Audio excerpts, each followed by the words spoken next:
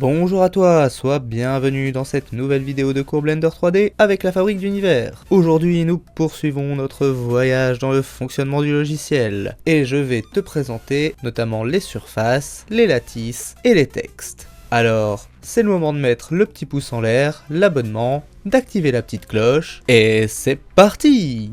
Ensuite on retrouve l'underline position qui va concerner le soulignement et sa position, l'épaisseur de l'underline, et le small caps qui va concerner les majuscules ici du small cap. On pourra les faire grandir ou rétrécir. Ensuite on aura l'onglet paragraphe. Celui-ci permet de mettre le texte en forme. On y retrouve les types d'alignement horizontaux classiques, left, center, right, justify and flush, ainsi que les types d'alignement classiques sur les axes verticaux.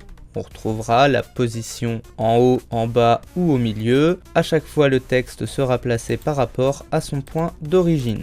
Ici, on voit que le point d'origine est placé au milieu du texte. En top, le point d'origine est placé en haut et en bottom, le point d'origine est placé en bas. On retrouvera ensuite l'espacement en dessous. Donc l'espacement des caractères dans les mots. En dessous, on retrouvera l'espacement des mots eux-mêmes, l'espacement des lignes et un offset qui permet de le gérer par rapport au point d'origine.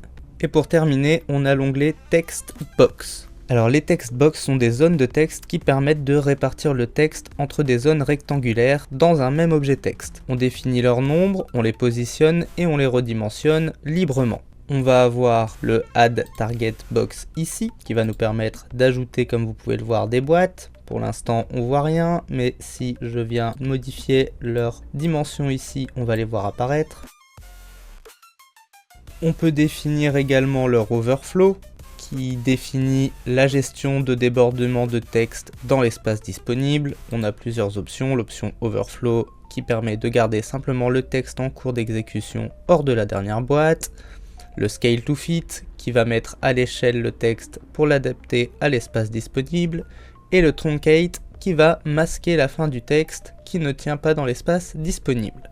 On va pouvoir bien sûr gérer la largeur et l'emplacement de nos boîtes. Cependant, la navigation entre les boîtes elles-mêmes est particulièrement peu ergonomique. C'est pas si simple que ça à utiliser et à placer. Finalement, il vaut mieux utiliser des textes séparés. Et c'est tout ce que je peux vous dire sur les textes pour le moment.